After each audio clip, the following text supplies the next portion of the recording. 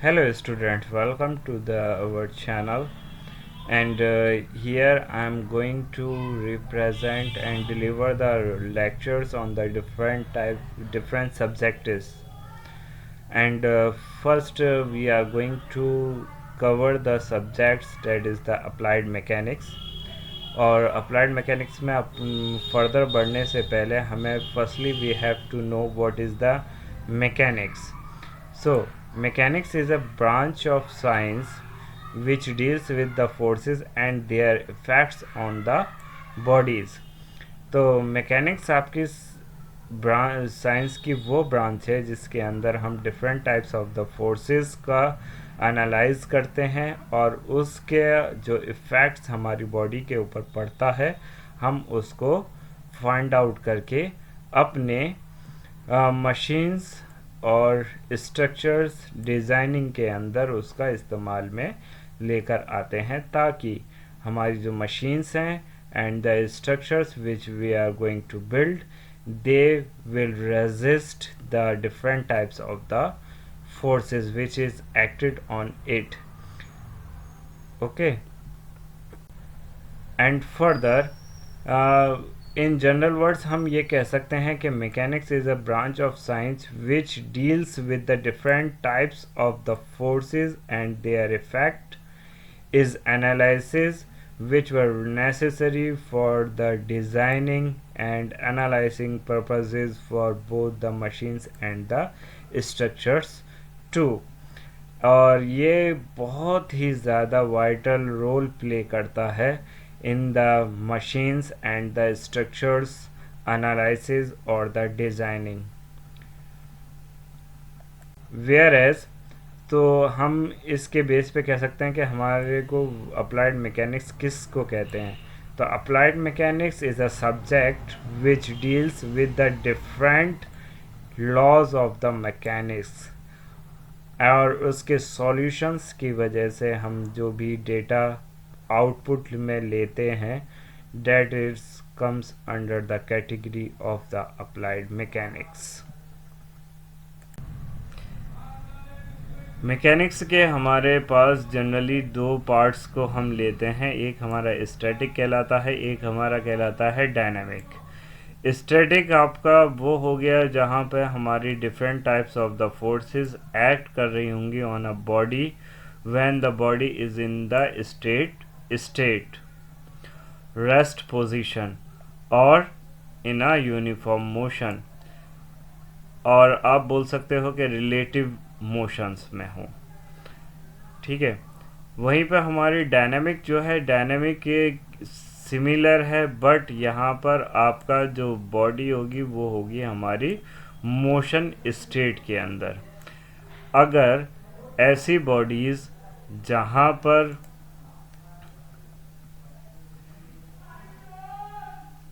When the body is in state position और उसके ऊपर लगने वाले फोर्सेस को हम एनालाइज करेंगे, देखेंगे, तो वो हमारा कहलाएगा स्टैटिक. वेयर एज जहाँ पर हमारी बॉडी मोशन के अंदर होगी, मोशन स्टेट के अंदर होगी और हम उसके ऊपर जब फोर्सेस का जो इम्पैक्ट पड़ रहे होंगे उसको स्टडी करेंगे, एनालाइज करेंगे, that's comes under the category of the dynamic. So हमें पहले ये पता होना चाहिए कि हमारी रेस्ट पोजीशन बॉडीज़ हम किसको कहेंगे. रेस्ट पोजीशन बॉडीज़ हम उनको कहेंगे कि जब हमारी बॉडी अपनी पोजीशन को with reference to the other stationary object और the bodies will not be change with the time. Similarly एक और बात हम ये कह सकते हैं कि जब हमारी बॉडी जो है अपनी पोजीशन को चेंज ना करे in reference to the some moving object. यहाँ पे बेसिकली जो बात हो रही है वो बात हो रही है आपकी बेसिकली रिलेटिव मोशन की. किसकी बात हो रही है? रिलेटिव मोशन की. इसके अंदर क्या होता है? रिलेटिव मोशन हम किसे कहते हैं रिलेटिव मोशन हम उसे कहते हैं कि जब हमारी बॉडी किसी मूविंग ऑब्जेक्ट के साथ साथ खुद भी मूव कर रही हो, लेकिन उसके रेफरेंस में हमारी दूसरी बॉडी जो है वो आपकी स्टेट ऑफ रेस्ट की तरह एक्ट करेगी। यानी कि बेसिकली आप जैसे कि ट्रेन के अंदर सफ़र कर रहे हैं, तो ट्रेन के साथ साथ आप भी मूव कर रहे हैं, लेकिन आपके हिसाब से जो बाहर वाले ऑब्जेक्ट्स हैं they are at the rest position, तो उनके हिसाब से आप जो हो वो रिलेटिव मोशंस के अंदर ट्रैवल कर रहे हो। उसी तरीके से आपकी बॉडी मोशन के अंदर कब मानी जाएगी?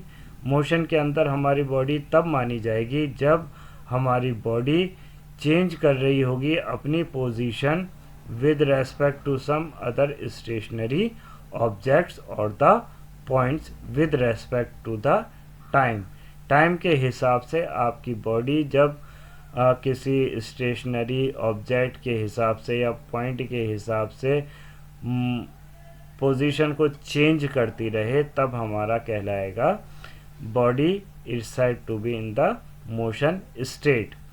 तो यहाँ पर एग्जांपल अगर हम देखें मोशन स्टेट की, तो यहाँ पर जैसे कि रनिंग है, बाइसिकल है, जंपिंग है, स्विमिंग है, ड्रिंकिंग है, प्लेइंग है, these are the examples of the relay motions. Where as जब हम रेस्ट पोजीशन की बात करेंगे तो स्लीपिंग हो गई, सिटिंग हो गई, स्टैंडिंग हो गई, लाइंग हो गई, फिक्स्ड क्लॉक हो गए, बोतल हो गए, ये सारे के सारे आपके एग्जांपल्स हैं फॉर द रेस्ट पोजीशंस। जैसा कि हमने देखा कि अप्लाइड मैकेनिक्स क्या होता है, कि अप्लाइड मैकेनिक्स के अंदर हम different types of the forces और लॉज ऑफ फोर्सेस का एनालाइज करते हैं on the different parts of the machine और द स्ट्रक्चर। और उसके साथ साथ हमने देखा था कि अप्लाइड मैकेनिक्स जो होती है वो एप्लीकेबल होती है for both the bodies when they are at the state of motion और द रेस्ट, यानी कि रेस्ट पोजीशन पे जो होंगी और जो मोशन पोजीशन पे होती है, हम दोनों के ही ऊपर अपने फोर्सेस को एनालाइज कर सकते हैं। नाउ तो इसकी ज़रूरत क्यों पड़ती है? तो इसकी ज़रूरत हमारे जो पड़ती है वो हम यहाँ पर कुछ एग्जांपल्स के थ्रू देखेंगे। जैसा कि हमारा पहला एग्जांपल्स है with the related to the structure, और इसके अंदर हमारा है बीम। बीम आप लोगों ने देखा होगा कि ये हमारे जो स्लैब्स होती हैं स्लैब्स के साथ अटैच्ड होता है, और ये एक स्पैम के थ्रू आपस में लगा हुआ होता है। यानी कि यहाँ पर आपके ये कॉलम्स होंगे और दोनों कॉलम्स के बीच में आपका एक बीम रखा हुआ होगा। अच्छा, बीम भी हमारे कई टाइप्स के हो सकते हैं। ये जैसे कि मैंने रिप्रेजेंट किया है, ये आपका सिंपली सपोर्टेड बीम है, और ये आपका कैंटिलीवर भी हो सकता है, यानी कि एक कॉलम हो और उसका कुछ पोर्शन बाहर की तरफ निकला हुआ हो, तो this is also called as the beam. So beam जो है आपने देखा होगा कि ये अपनी एक ही पोजीशन के ऊपर रहता है, ये टाइम के हिसाब से चेंज नहीं करता अपनी पोजीशन को। तो it is the example of the static, और इसके ऊपर हमारे different types of the forces काम करते हैं। जैसे कि एक हो गया आपका मोमेंट, ठीक है, मोमेंट हो गया। फिर इसके ऊपर आपका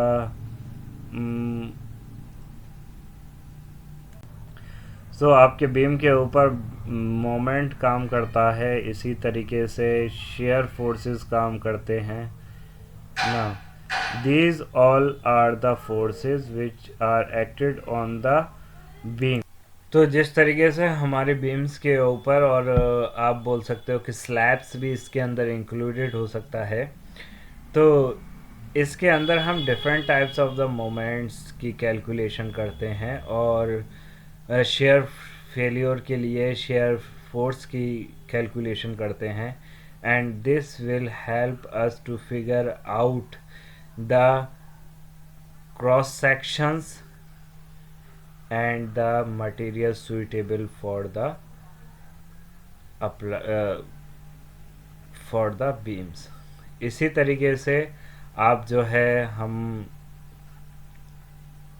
इसी तरीके से जो दूसरी एग्जाम्पल हम ले सकते हैं वो है हमारे ब्लास्टिक मिसाइल्स, जो कि प्रोजेक्टाइल मोशन के ऊपर काम करती है। और ये हमारे एग्जाम्पल्स है फॉर द डायनामिक, यानी कि आपकी body is it at the position of the motion ना। तो ये हमारी किस तरीके से हेल्प करता है, ये हमारा प्रोजेक्टाइल एंगल फाइंड आउट करने में काम आता है, और साथ के साथ हम किस वेलोसिटी के साथ कितने टारगेट लोकेशन के ऊपर इसको टारगेटेड करते हैं उसकी कैलकुलेशंस के अंदर आता है। और इसके ऊपर हमारे मरहूम APJ अब्दुल कलाम साहब ने बहुत काम किया था, जिसकी वजह से उन्होंने हमें दुनिया की मोस्ट ब्लास्टिक मिसाइल दी थी। इसी तरीके से हमारा अगेन अप्लाइड मैकेनिक्स जो काम में आता है वो सिविल इंजीनियरिंग के अंदर डिज़ाइन फॉर द लोड्स होते हैं, और यही वजह से हम अपने ब्रिजेस वगैरह को डिज़ाइन कर पाते हैं, जहाँ पर हम different types of the calculation के ज़रिए से अपने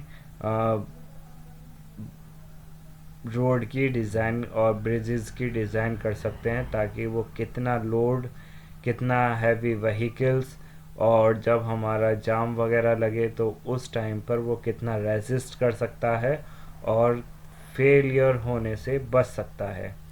इसी तरीके से another example for the dynamic motion is the elevator systems, जो कि मोस्टली हम हर जगहों पर आजकल आम हैं, जो कि आप एज ए लिफ्ट के तौर पर इस्तेमाल करते हैं हम।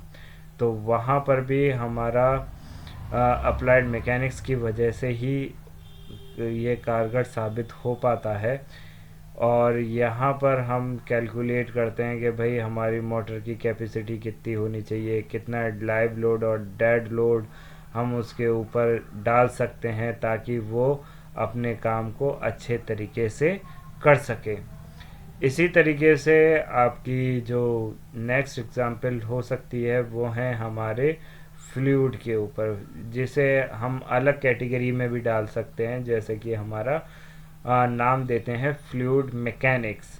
तो इसके अंदर हम बेसिकली जो है आपकी गैसेस और लिक्विड के ऊपर हम बेसिकली काम करते हैं, देखते हैं वो उनके इम्पैक्ट, फोर्सेस के इम्पैक्ट ऑन द वॉल्स और द सराउंडिंग क्या क्या पड़ रहे हैं, तो उसकी वजह से हम कैलकुलेशन करके अपना डिज़ाइनिंग पर्पसेस में इस्तेमाल में ले सकते हैं। जैसा कि आपने देखा होगा कि वाटर टैंक जो होते हैं स्टोरेज के लिए जो हम इस्तेमाल करते हैं, वहाँ पर भी आपका फ्लूइड मैकेनिक्स काम करता है। तो उसके जो प्रेशर्स कितना पड़ रहा है, कितनी हाइट पर है, कितना लोड बियर कर सकता है, ये सारी की सारी चीज़ें हम पहले कैलकुलेट करते हैं, एनालाइज करते हैं, then we go for the designing purposes. Here are the some basic definitions that are going to be used in the applied mechanics subject। तो हमें पहले इनकी थोड़ी बहुत नॉलेज तो होनी चाहिए, that's why I concluded them। And इसके अंदर सबसे पहला जो है वो है आपका काइनेमेटिक्स। सो काइनेमेटिक्स क्या है, बेसिकली आप काइनेमेटिक्स और ये आपका काइनेटिक्स, ये दोनों ही आपके डील करते हैं with the dynamic. Okay, dynamic के साथ ये डील करते हैं। इसका मतलब ये है कि भाई आपका बॉडी जो है वो मोशन स्टेट के अंदर रहेगी, your body is in the state of motion. इन दोनों के अंदर बस जो बेसिक डिफरेंस है वो ये है कि काइनेमेटिक्स के अंदर आपकी फोर्सेस का कॉजिंग को इंक्लूड किया जाता है, यानी कि जिस वजह से आपका मोशन, बॉडी जो है वो मोशन के अंदर आ रही है। वेयर एज काइनेटिक्स के अंदर जो है हम डील करते हैं with the study of the forces responsible for the motion of a body and the sources of these forces. यानी कि काइनेटिक्स बेसिकली आपका स्टडी करेगा मोशन को, और साथ के साथ वो देखेगा कि हमारा किन फोर्सेस की वजह से बॉडी मोशन के अंदर आ रही है। जैसे free falling of the objects under the actions of the gravity. Gravity के एक्शन की वजह से जो भी आपकी body towards the centre of gravity खिंची हुई जाती है, that is due to the kinematics. और वहीं पर जो आपकी बॉडीज़ रोडों पे चल रही हैं, मोशन में हैं, ठीक है, मोटर की वजह से मोशन में जा रही हैं, या आपने कोई एक्सटर्नल फोर्स लगाया है उसकी वजह से मोशन में जा रही हैं, आपने किक मारी किसी बॉल के अंदर और वो रोलिंग आउट होती हुई जा रही है, that is are the kinetics. आया बेसिक समझ में? एक और दफ़ा बता देते हैं। तो काइनेटिक हम उसको कहेंगे जिसके अंदर आपकी बॉडी जो है वो मोशन के अंदर होगी, in the state of the motion due to the actions of the some external forces. वहीं पे काइनेमेटिक्स आपकी वो फोर्सेस होगी जिसकी वजह से आपका बॉडी मोशन के अंदर आएगा, और वो फोर्सेस कौन कौन से उसके ऊपर काम कर रहे होंगे। अगर हम उनकी स्टडी करते हैं कि आपकी बॉडी किन फोर्सेस की वजह से मोशन के अंदर आई है, उसको हम काइनेमेटिक्स कहते हैं। और वहीं पर आपकी बॉडी स्टेट ऑफ मोशन के अंदर तो है, और उसके ऊपर कौन कौन सी फोर्सेस काम कर रही हैं उस टाइम पर, तो वो हमारा कहलाएगा kinetics. Okay, this is the basic difference between the kinematics and the kinetics.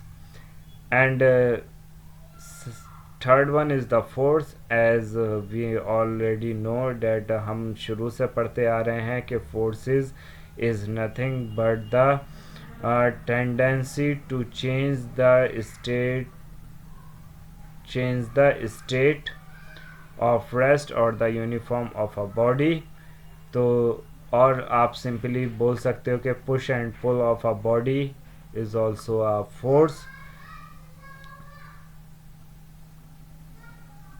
तो फोर्स बेसिकली जो होता है आपकी वो क्या कहते चीज़ होती है जो कि किसी बॉडी के ऊपर लगती है, और उस के लगने की वजह से आपका स्टेट ऑफ रेस्ट और स्टेट ऑफ मोशन ये दोनों ही चेंज हो सकते हैं। तो इसको हम फोर्स से डिनोट करते हैं, और फोर्स जो होता है वो न्यूटन से डिनोट, इसकी जो ऐसा यूनिट होगी वो आपकी न्यूटन होगी। वहीं पे मास की बात करें, mass and the weight, these are related to the body constituent. और इसके अंदर क्या होता है कि मास हम उसको कहेंगे कि जिसके अंदर हम ये कैलकुलेट कर सकते हैं या ये बता सकते हैं कि एक मैटर के अंदर कितना अमाउंट है, यानी कि एक बॉडी आपकी कितने अमाउंट से बनी हुई है, ठीक है।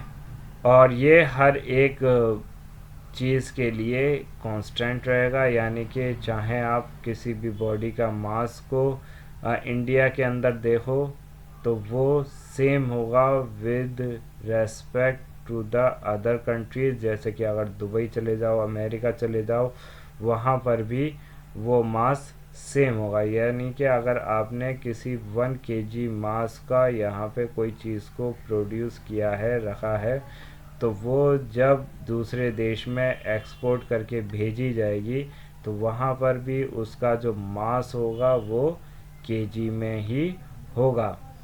वहीं पे बात वेट की करी जाए तो वेट बेसिकली आपका फोर्स ऑफ अट्रैक्शन होता है। क्या होता है ये? Force of attraction.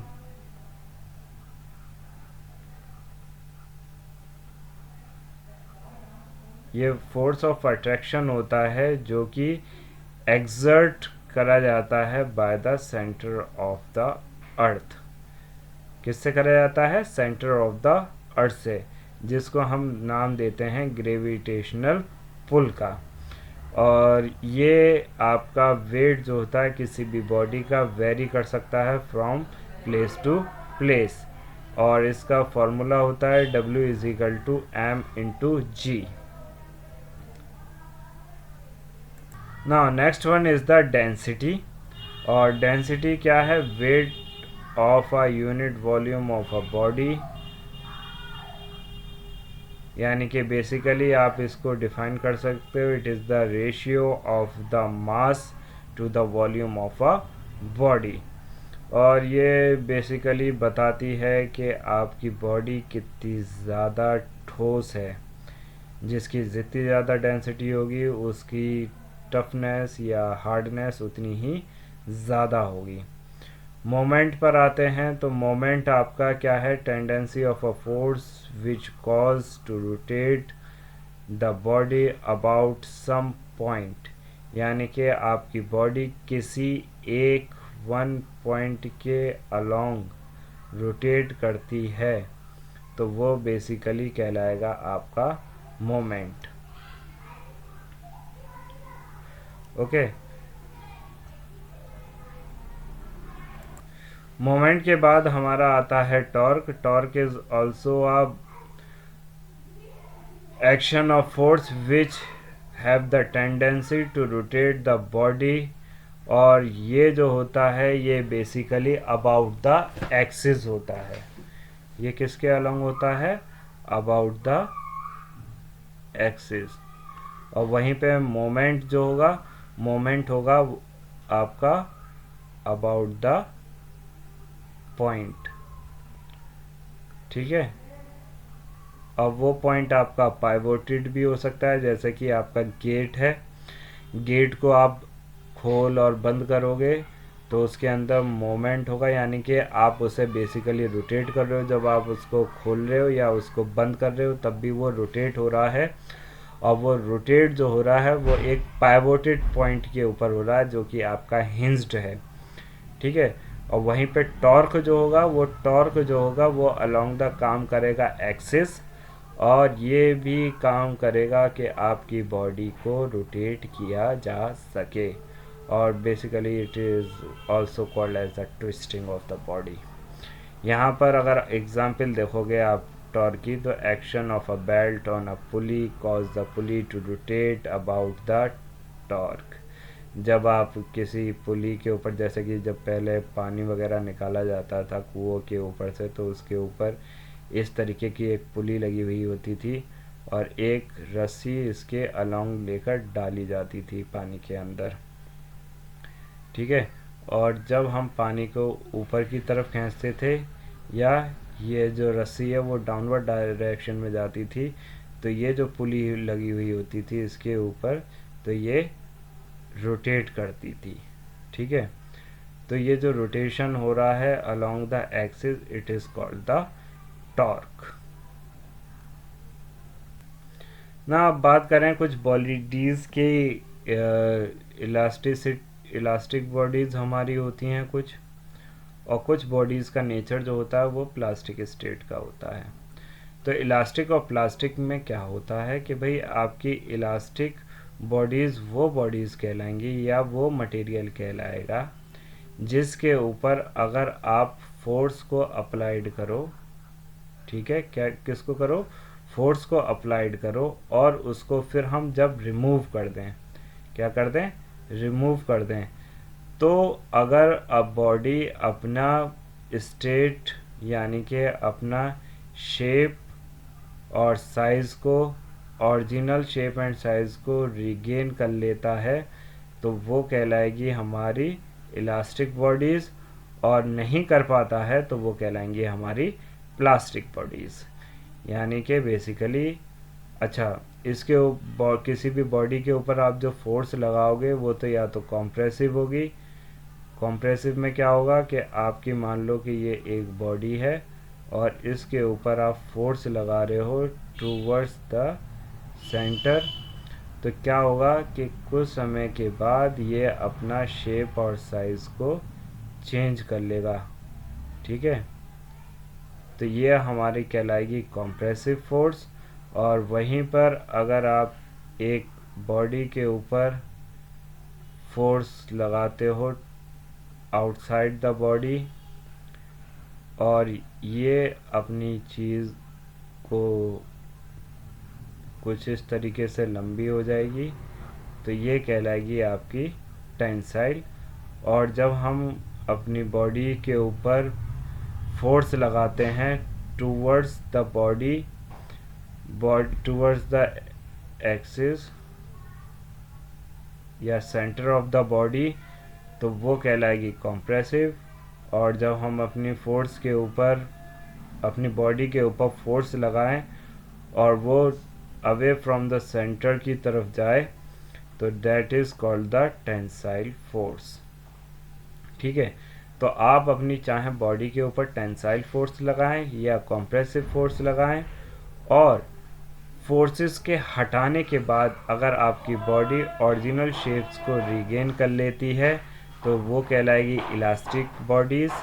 और वहीं पर जब ये अपनी बॉडीज़ के ऊपर लगने वाले फोर्सेस को हटाने के बाद अपनी ओरिजिनल शेप एंड साइज़ को रिगेन नहीं कर पाएगी, तो ये कहलाएगी प्लास्टिक बॉडीज़। एग्ज़ाम्पल की बात करें तो सबसे बेस्ट एग्ज़ाम्पल जो आता है आपका इलास्टिक बॉडीज़ का, वो होता है रबर। जब आप रबर के ऊपर, चाहे उसके ऊपर कॉम्प्रेसिव फोर्स लगाओ चाहे टेंसाइल फोर्स लगाओ, वो हटाने के बाद आफ्टर द सम टाइम ये अपनी ओरिजिनल शेप एंड साइज़ को ले लेगा, तो ये कहलाएगा इलास्टिक बॉडीज़। वहीं पर आपकी चाहे बॉडीज़ कोई आयरन की बनी हो, ठीक है, या किसी अदर मटेरियल की बनी हो, और ये मटेरियल ऐसे हों कि इनके ऊपर आप कॉम्प्रेसिव फोर्स लगाओ या टेंसाइल फोर्स लगाओ, और जब हम उसको रिमूव करें तो ये अपने ओरिजिनल शेप एंड साइज़ को रिगेन नहीं कर पाएगा, तो that is called the plastic bodies. इन्हीं प्लास्टिक और इलास्टिक बॉडीज़ के बाद में हमारा आता है एक कॉन्सेप्ट जिसे हम कहते हैं रिजिड बॉडीज़। तो रिजिड बॉडीज़ बेसिकली क्या होंगी, ये आपकी सॉलिड बॉडीज़ होंगी। कैसी होंगी? Solid body कहलाएंगी।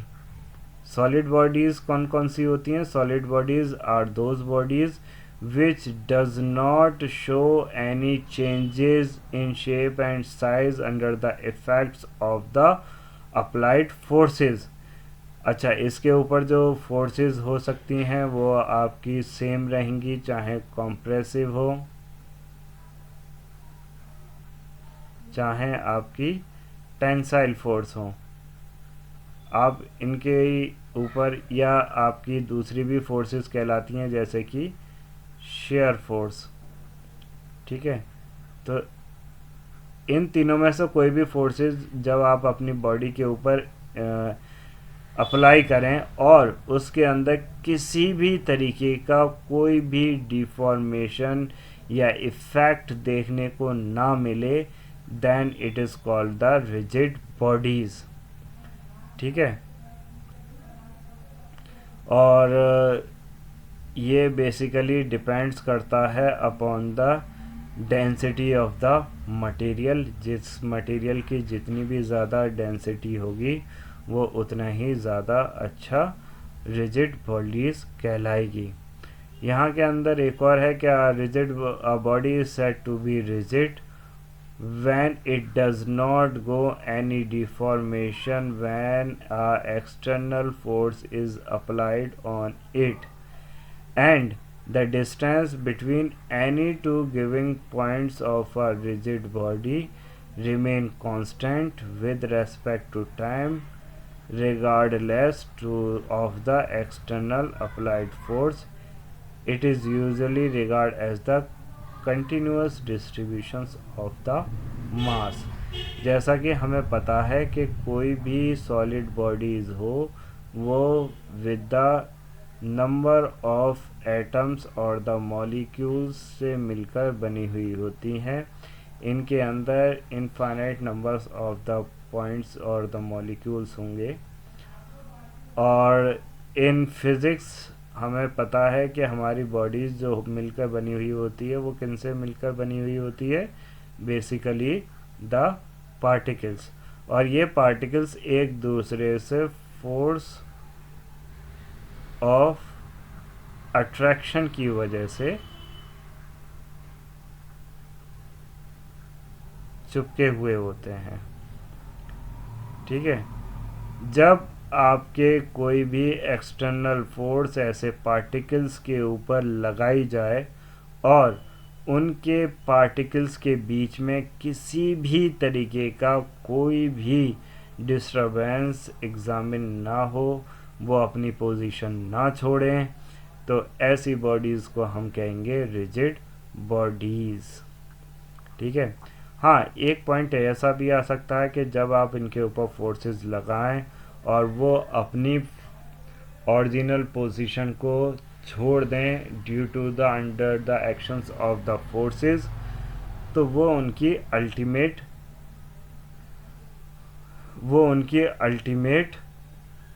फोर्स होगी जिस पॉइंट पर वो जाके टूटना शुरू कर देंगे. इसी के अंदर नेक्स्ट जो टॉपिक है वो है आपका scalar quantities and the vector quantities. और ये आप लोगों ने अपने 10th क्लासेस के अंदर 12th क्लासेस के अंदर 10th क्लासेस के अंदर पढ़ रखा होगा कि स्केलर क्वांटिटीज़ कौन सी कहलाती हैं. Scalar quantities are those quantities which have only the magnitude. इसका मतलब क्या है कि अगर आप लिखो कि भाई हम 1 किलोमीटर गए या हमने कोई 2 kgs की चीज़ ख़रीदी, या आप जो है 38 सेकंड के अंदर अपनी सांस को रोक सकते हो, तो यहाँ पे जो किलोमीटर है, जो kg है और जो सेकंड है, these are basically the scalar quantity which represent the magnitude. So kg, kilometre and the seconds will represent the magnitude. वहीं पे बात करी जाए वेक्टर क्वांटिटीज़ की, तो वेक्टर क्वांटिटीज़ के अंदर हमारा जो है बोथ मैग्नीट्यूड और द डायरेक्शंस होते हैं. इसका मतलब क्या है कि मान लो कि हम किसी को बता रहे हैं कि भाई हमारा जो घर की पोजीशन जो है वो नॉर्थ में है, जैसा कि हमारे देश के अंदर होता है कि नॉर्थ इंडियन हो गए, साउथ इंडियन हो गए, यूपी वेस्ट हो गया, यूपी साउथ हो गया. दिल्ली के अंदर भी है कि भाई यूपी ये आपका साउथ की तरफ के हैं, ये ईस्ट की तरफ के हैं. तो जो डायरेक्शन को बताए और साथ के साथ इसके अंदर कोई डिस्टेंस आ जाए, जैसे कि 5 किलोमीटर हो गया, तो ये कहलाएगा आपका वेक्टर क्वांटिटी. तो वेक्टर क्वांटिटीज़ के अंदर मैग्नीट्यूड भी होगा, साथ के साथ उसके अंदर डायरेक्शंस भी होंगी. ठीक है. और वही हमारी जो बेसिकली 4 जो डायरेक्शंस है, साउथ, नॉर्थ, ईस्ट, वेस्ट, ये इसके अंदर कंक्लूडेड होती हैं. अब यहाँ पर आपको बता दिया कि मैग्नीट्यूड क्या होगा. Basically it comprises of the number and the SI units only, whereas direction क्या होगा. डायरेक्शंस के अंदर आपके नॉर्थ, साउथ, ईस्ट, वेस्ट, जो कि हमारे जियोलॉजिकल स्केल पर बताए जाते हैं, ये वो हैं. यहाँ पे यूनिट्स की बात करें तो हमारे पास दो तरीके की यूनिट्स होती हैं, एक फंडामेंटल यूनिट्स होती हैं, एक ड्राइव्ड यूनिट्स होती हैं। तो बेसिकली फंडामेंटल यूनिट्स आपकी वो यूनिट्स हो गई जिनको हम किसी दूसरी फॉर्म्स के अंदर रिप्रेजेंट नहीं कर सकते हैं। तो बेसिकली फंडामेंटल यूनिट्स और the quantities are those quantities which cannot be expressed in terms of the one another, like आप लेंथ को किसी भी केजी में या उसको ग्राम में या टाइम के अंदर सेकंड के अंदर इसको रिप्रेजेंट नहीं कर सकते हो।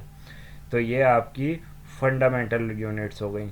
और फंडामेंटल यूनिट्स जो होती हैं ये आपकी तीन होती हैं, एक आपकी लेंथ, एक आपका मास और एक आपका हो गया टाइम। ठीक है, तो fundamental units are only the three ones, length, time and the mass. और फिर हम ड्राइव्ड यूनिट किसे कहेंगे? ड्राइव्ड यूनिट्स हम उन्हें कहेंगे जो कि different types of the combination से मिलकर बने हुए होंगे, जैसे कि combinations of the length and the mass, mass and the time, time and the length, इस तरीके से। एग्जाम्पल के तौर पर अगर हमारे पास वेलोसिटी है, वेलोसिटी होता है it is the rate of change of displacement, यानी कि डिस्प्लेसमेंट अपॉन टाइम। और इसका अगर जैसे कि हमें यूनिट पता है कि वो क्या है, मीटर,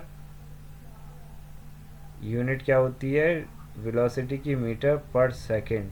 और metre it is the unit of the length, तो length upon time it is the derived one. इसी सिमिलरली आपका एसिलरेशन होता है, एसिलरेशन क्या होता है? Velocity upon time, that is the metre per second square, और इसको हम एल टी -2 से रिप्रेजेंट करते हैं। इसी तरीके से मास हो गया, मास इज इक्वल टू वो density is equal to mass upon volume.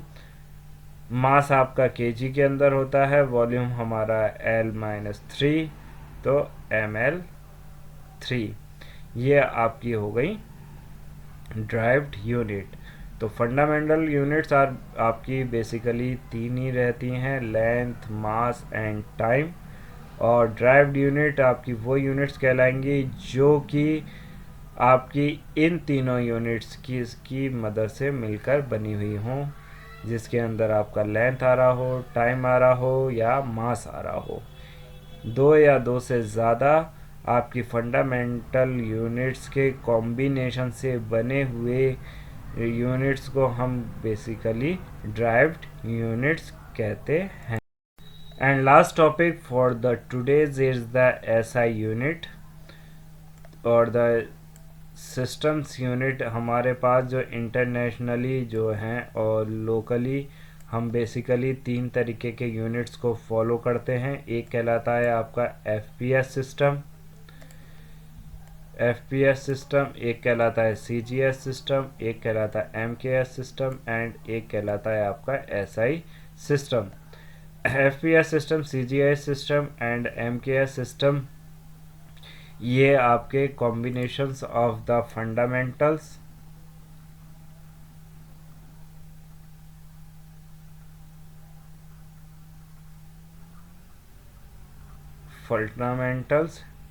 And